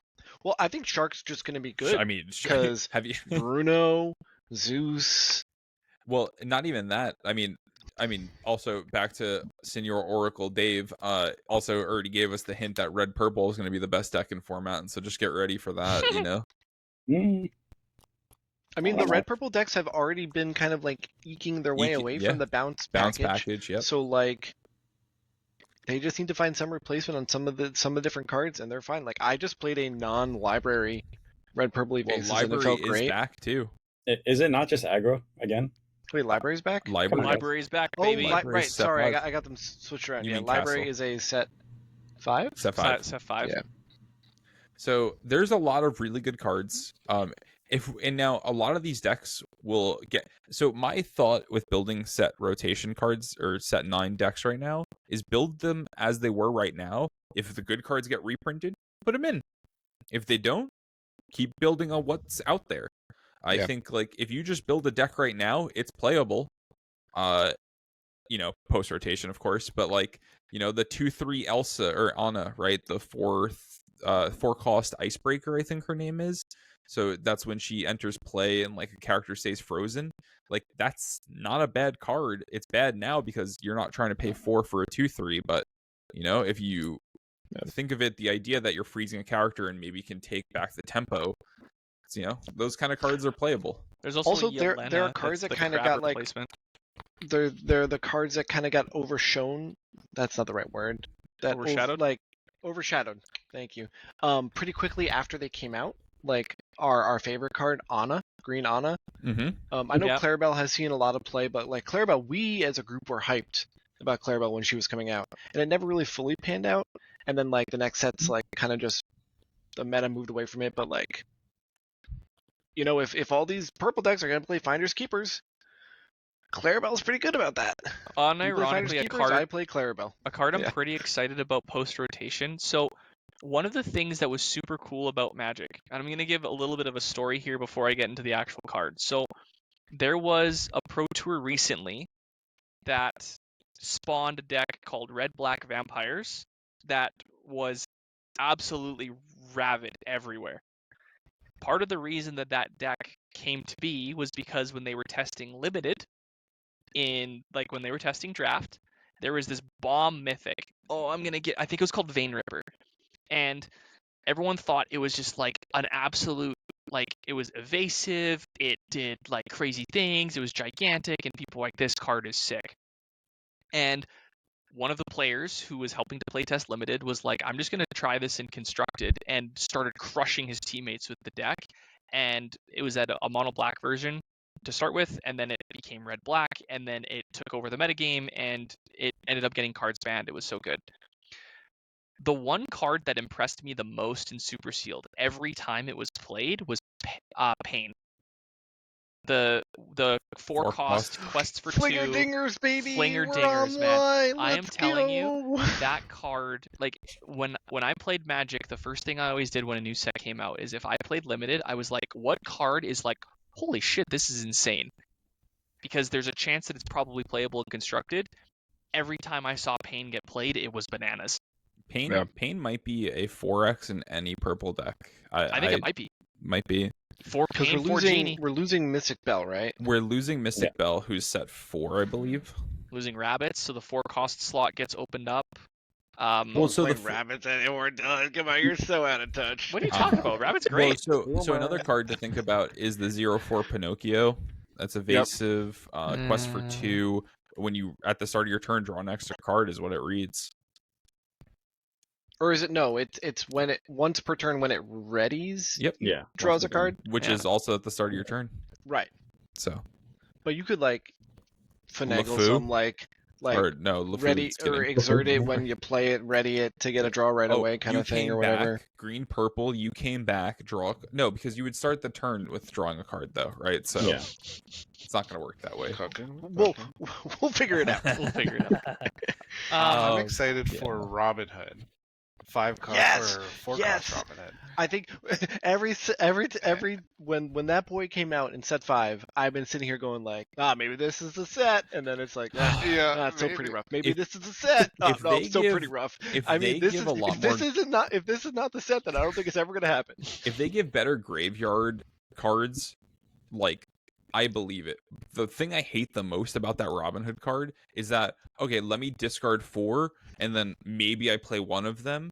Like, if you could get back those cards, or they don't go to your grave or something like that, like some kind of interaction that way, that'd be awesome. So my first iteration of Robin Hood testing was to do it with Kristoff. My idea was I have a lot of songs and stuff to put into the graveyard so that I can at least play this big. Right. What is he, like a 6/7 quest for 2 or something? Right. Like and fuel off that. Oh, is he a 3/7? Oh, I'm thinking of the other guy, but he's a bodyguard. I hope they reprint so then like Disputed then. You could potentially like save the Robin Hood at a certain like that point next turn, with the Chris. Oh, even that turn maybe. Yeah. Play him for free or something, but yeah. So, but yes, I do want, and not to tip our hat so much, there has been maybe a rumor that set 10 Whispers in the Well might have some more graveyard interaction. Something maybe similar to like what Flash is in Flashback? Magic? No, Flashback. Flashback yeah, is the Flashback. term, yeah. So I mean, neat. I like Flashback. Pretty cool. And that's I think most of the people that I talk to locally are always like, I want more graveyard interaction, more discard interaction coming out of it. The small amounts we've seen with it have actually been pretty good. Like there's that Lilo was incredibly balanced. There's the Chip and Dale card that brings back a card. Like it's fringe, but like if somebody plays that house against you and gets a character back, like there's a lot of things. There's obviously Chernobog has had its moments. Lilo, so there's definitely the new card. I mean, no worries like that. I think like I want to play with that at some point. Of the Amber legendaries that they could reprint, I think Chernobog is up there for ones that I would actually be okay with. Yeah, he's again along the lines of Hades and Elsa, uninkable. Maybe they bomb, just delete but Amber. Has certain things that you could get just stuck. So there's the cards that we obviously don't want reprinted. Like no one wants to see Cindy anymore. Goodbye, see you later, have fun. It was nice knowing you. We'll see you in Infinity. Diablo. Sayonara, sucker. I don't even want to see you in Infinity, man. Hold on. I want to say a Diablo thing real quick. I think it's fine to have Diablo in a format where Prince John doesn't exist. I disagree. Nothing makes me roll my eyes in this game more than someone fucking ship Diabloing. I hate it so much. You know what's going to be so sad, though? We're getting Mufasa reprinted. We're going to get like both Blue Mufasa's legal. Yellow Mufasa is going to get reprinted. We're going to get like Surfer Stitch. Like we're going to get these. With that one. What else? I'm looking through the legendaries. There's no way they would reprint Surfer and Rockstar. Rockstar Stitch coming back. I'm actually excited about. That card did not get nearly enough play. Honey Wizard? Who's Dude, excited? sleeve No it one. up. No one except for people that like I'm the art. excited to open a Honey Wizard Enchanted and then sell that to the highest bidder. Oh So, yeah, okay, for sure. So Dude. we talked a little bit about this, and I want to have this conversation. So there is a non-0% chance that Be Prepared does not get reprinted.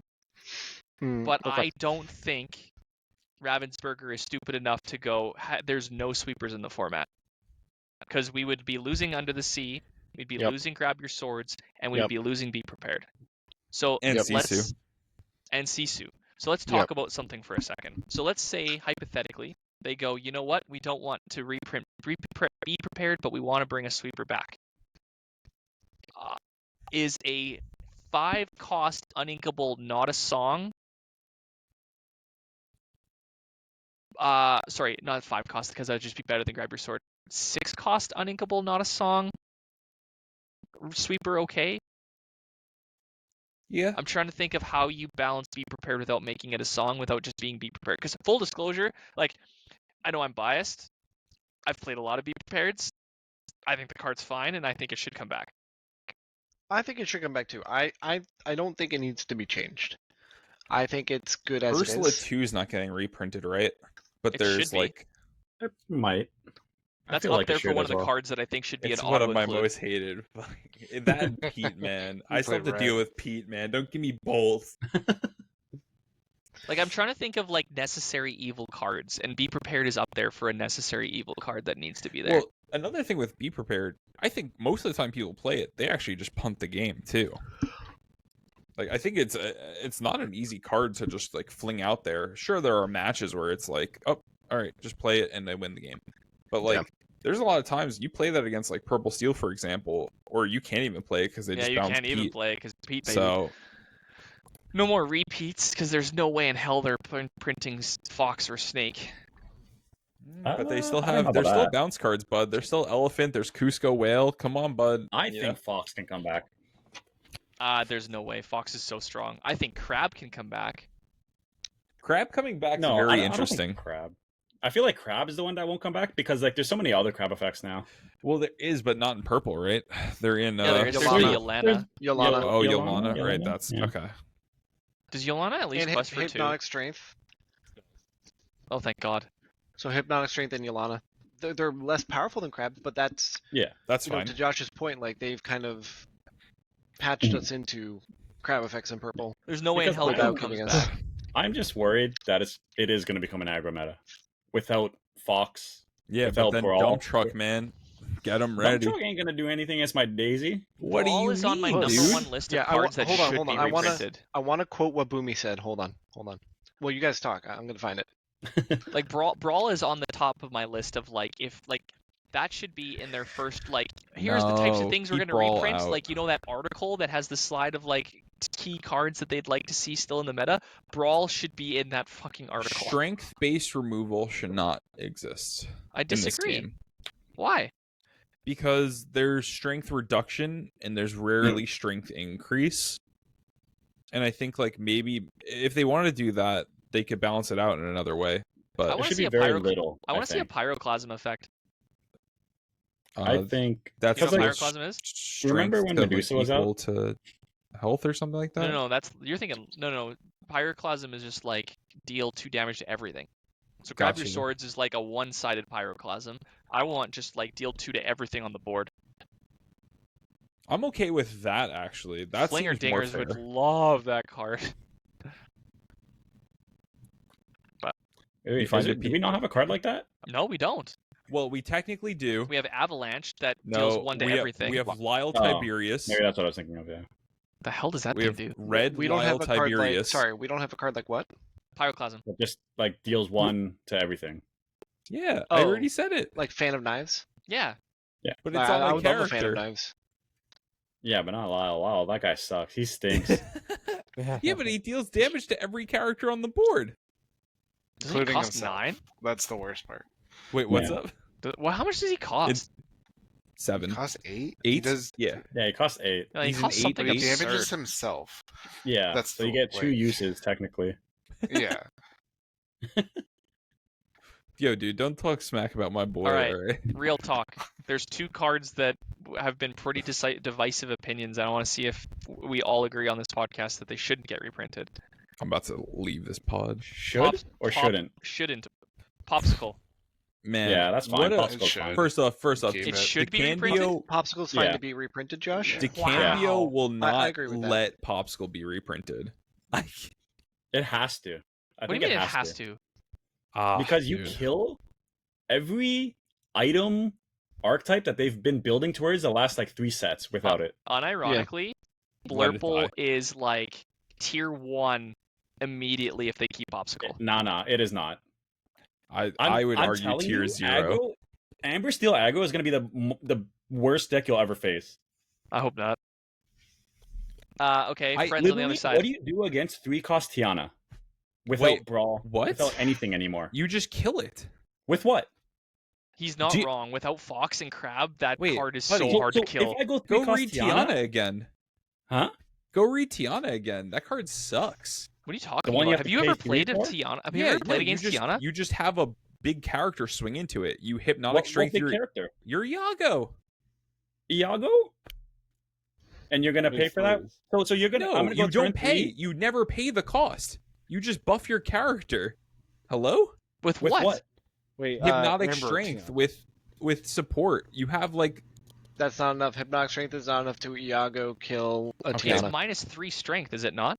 Yeah. yes. Yeah, so You- the only way to actually kill it without paying is to have Or Iago you and to just- play a Crab. or you just Hades it or whatever, let into Yeah, the but unknown. you got We'll be because dead you're by gonna then. get You the want to? Hades Yeah, I was against just the gonna say, unknown. hold on a second here, buddy. Into the unknown. But also, my That's other actually a point is, decent I'm gonna go option. turn Into the 3 unknown, Tiana Tiana into sucks. turn 4 Amelia. Then what? You're not What does first off. Amelia do again? First off, I want you to Amelia's understand. correct. If you turn that Tiana sideways, here's the issue. You can't turn it sideways against Blurple. Okay, well, no, hold on a second. Really? Let's Blurple without hold, Fox and Crab? hold on. Let's I let's do talk not about fear this. that card at all, bud. Okay, Let's hold leave on. it up right now. I think you're on something, my guy. Josh is Josh right has here you- for a second. Josh if you has go, you in a hole, man. if you go Nah. turn 1 Daisy, That turn card's so unplayable. The Tiana. I'm sorry. turn 1 Daisy, turn 2. I don't even I care. agree with Rick. Let me get my cheap enchanteds. I think Tiana is. I agree. I've played against that card, Oof. and that card is a brawl not existing away from being a problem. And Fox also I gone just brawled the Tiana today. Oh man, Felt I great. can't wait to kill Tiana's and just laugh my way to the bank. Okay, I so can't wait to Tiana the shit out of you. Dude. friends on the other side. Hey, we're opening up our new SLTC in-house. friends- We first match. We got Josh versus Rick. I want to We're watch gonna that so show bad. this on the big screen, Uh, everybody. Friends should not be reprinted. Diego? Probably, yeah. It's a busted card, man. Don't reprint the I busted think there's cards. enough other draw out there now I that agree. friends can kind of. I think Turbo Draw things like Show Me More or Amethyst Chronicon are more well balanced when you have to decide on whether you're going to give your opponents cards. I just want to play Pot of Greed. Yeah. Well, also, I get mean, that. Show Me More being Hey, you like still have Finders Keepers. uninkable is Oh, so I will rough. play so many Finders Keepers, Pete. You have no idea. I have cast No, that card way I more know- times I know than I you Wait, thought I I ever know would. you- actually, You're playing 5. Great point, by the way. So Finders Keepers plus Hypnotic Strength on my Royal Guard will kill Tiana. Just saying. Okay. Okay. Hold on, the What if I go octopus, turn you 4 mean? like double bodyguard? Then what? Wait, Then what? First off, I've seen Royal Guard take out McDuck Manners. Okay, how dare you Oh, disrespect the sorry, octopus? right. The octopus is Royal Guard and the other one's Palace Guard, right?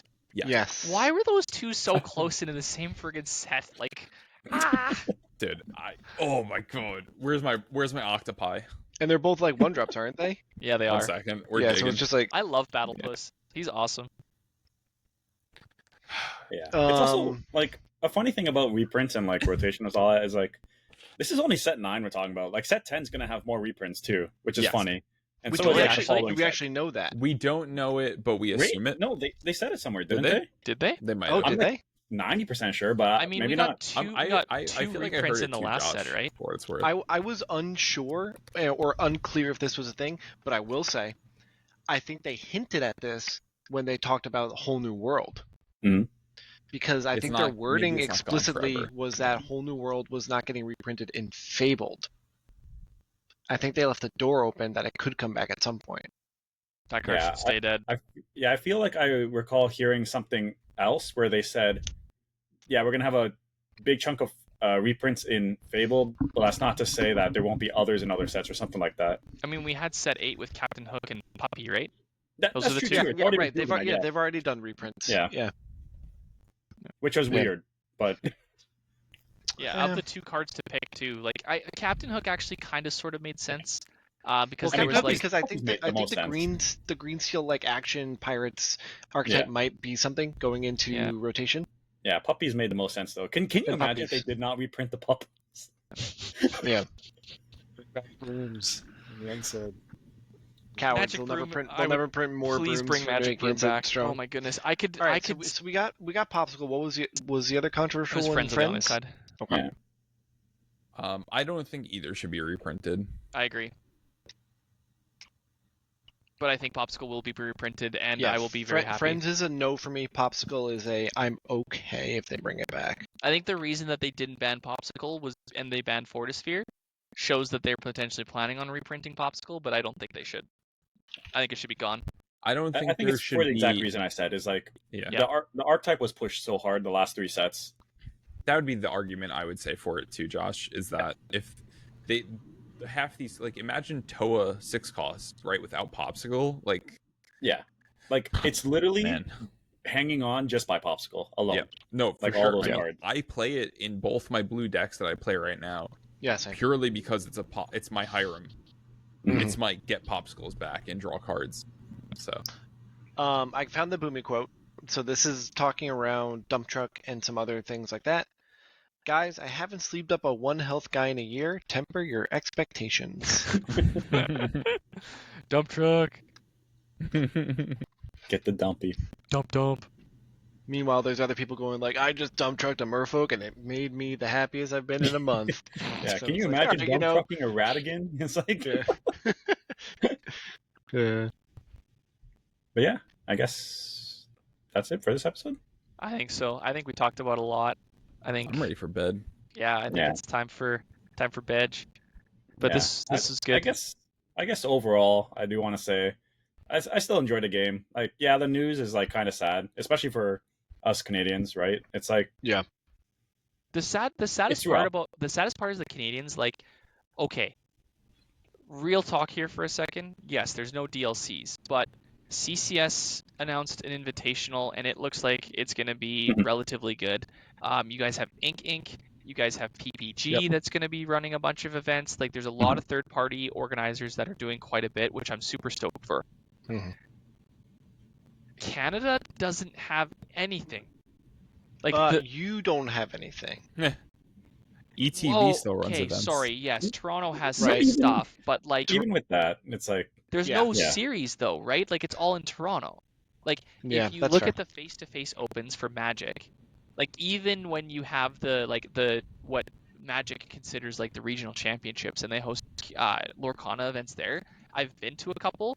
They're small, like 16 players small. Like How they close is Vancouver to you? are flight or drive. Oh, okay. You're really Anyways. up there in I'm Saskatchewan. in That the answers middle the of. I question. don't think you realize how in the middle of nowhere I truly am. I am 20 hours. Am I? Hold on. Is it 20 hours to Vancouver? 1 second. But yeah, but to your point, yeah, there is, unless you have good grassroots options near you, which I am happy to say that my LGS Diversions 20 hours. Somersworth is doing a great job with events and keeping people engaged in the game. You know, I'm in a spot where I can travel down to Ink. I know a lot of players on the East Coast are able to travel to SSG or to CCS or to Ink. That's great, but not everybody has those same situations. Yeah.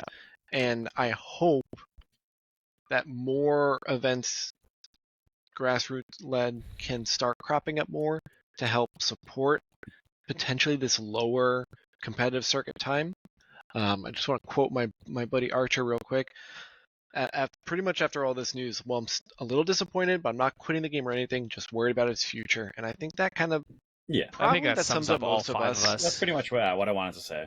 Like, I'm not like as much as we've memed, and yes, I'm gonna try it, and yes, as soon as the announcement happened, I ordered the 3 starter decks for it. I'm gonna try Riftbound. Yeah. But at the end of the day, I played Magic and Lorcana. Lorcana is making me quit Magic. Riftbound is just gonna replace what Lorcana became, right? Like, Lorcana is gonna be my main game.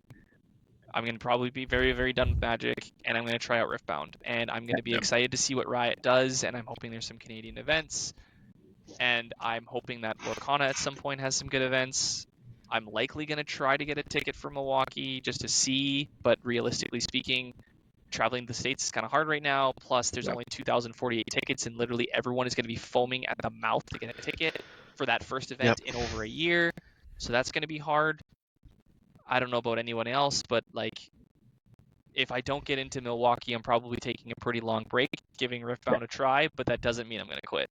Yeah, and Riftbound coming out is, I think that's a threat that they're not considering. So, as much as people joke about it, I think it is going to eat up a lot of players. I think it's going to 100%. Like, the Riot IP on its own is one piece of it. Like, I don't like. Have all of us played League at some point? Yeah. Yep. And I mean, if there are like, if I'm picking one company probably out of the whole world That's to going like to run good events. that's going to run good events with it's a gonna be good circuit and Pillsbury. good vision, it's going to be Riot. And that I has have a lot of faith in them. And that has shown that they make enough money and everything else that they will literally light money on fire to make a good TV series, as an example. Mm-hmm. Yeah, Riot is going to do, like, there was one thing. Can we get a player season 2, please? When we ran esports tournaments, when I helped run SKL, there was 2 companies that we knew exactly what was going to happen when it came to esports. Riot was going to host banger events, and Blizzard was going to kill their games. I wish That's that didn't so hit so spot on. hard. It's true. Like, legitimately, like, we just knew, right? Like, Heroes of the Storm, Hearthstone, Overwatch, like, they killed their circuits. They've made it I love hard. Heroes.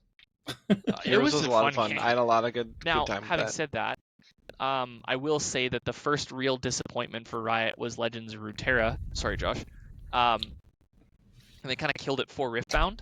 Hey man, I saw him still play it lately. He's still playing it. Yeah, but no, Like, I think Good game, guys. I agree. I agree with you, Josh. As much as the news is disappointing and it sucks and it is what it is, I'm not quitting. Yeah, and I will say, like, it's not like you have to pick or choose one or the other. No, I mean, some right. people might have to, but like, Yeah, I'll some definitely people try have out to. both. But I'm just saying, it'll definitely eat up a lot of people because of this. And it just comes at a really hard time, right? We've been so far past competitive events for most of us. I know that 1/5 of us on the call just got to play a competitive event, but most of us haven't played since maybe Continentals or even last year. So we're just kind of all sitting here at a point of like, man, I want something to do in this game I really like. Yeah. But last thing I'll say, when Pixelborn got shut down, I thought I was done. Rest in peace. Because that was kind of like my conduit. And if I didn't find this crew, and if my local crew also didn't at the same time, both were like going up, Yeah. like, I wouldn't even still be playing now. So I'm in the same boat. community does a lot to keep people in there. So Yeah, my And local don't scene worry, is we have good another and- year for the community and third-party events to carry this game. Yay. And they keep saying that season 3 is going to be a banger, and they've definitely never disappointed us before, right? There we go. Yay! What a Yeah. All right, great note to on end that on. note, thanks for coming, everybody. Thanks for joining, Diego. I like hearing you speak. Yeah, thanks for coming, Diego. All right, thanks everyone for listening. We will see you next time.